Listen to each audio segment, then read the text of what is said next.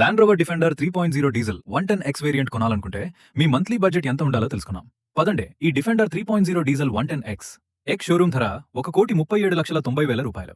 RTO charges 17,23,750 రూపాయలు. Insurance 5,60,998 రూపాయలు. ఇతర ఛార్జెస్ 1,37,900 రూపాయలు. ఇవి మొత్తం కలిపితే ఆన్ రోడ్ ధర 1,77,22,848 రూపాయలు.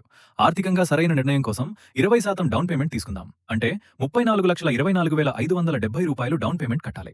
మిగతా లోన్ మొత్తం 1,36,98,278 రూపాయలు.